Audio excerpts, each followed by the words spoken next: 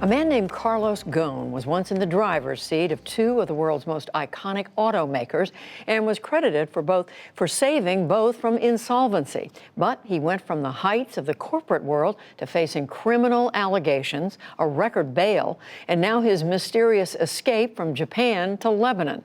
John Yang reports. Reporters huddled outside a Beirut house this morning, hoping to catch a glimpse of ousted Nissan Motors chief Carlos Ghosn, once a CEO, now an international fugitive. In Tokyo, prosecutors raided his home there, searching for clues to how the high-profile businessman, facing trial for alleged financial misconduct, mysteriously escaped house arrest and embarked on a flight to freedom. Ghosn was reportedly smuggled out of Japan on his private jet.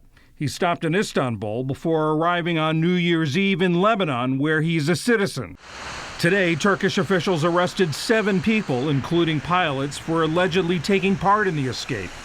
And Lebanon received a notice from Interpol, the international policing organization, calling for Ghosn's arrest. Lebanon's justice minister said even though Ghosn had entered the country legally, they would comply with the request. I suppose the general prosecution will fully implement the notice, and that includes summoning him and listening to his testimony, and then if there are measures to be taken, then they will be taken. But Lebanon has no extradition treaty with Japan. What's more, Ghosn also holds Brazilian and French citizenship.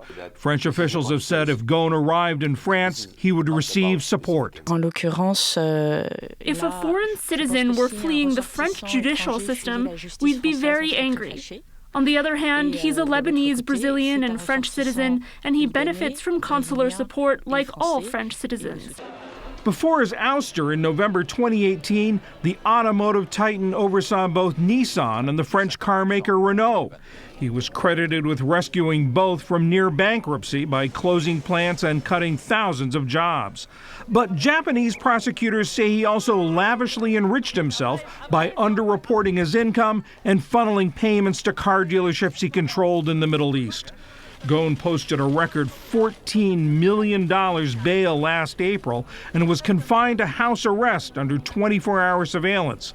He reportedly decided to leave Japan after learning that his trial would be delayed until April 2021. In a statement, Ghosn said he had jumped bail to escape injustice and political persecution in Japan. Today, he discredited theories that his wife had engineered his escape as inaccurate and false.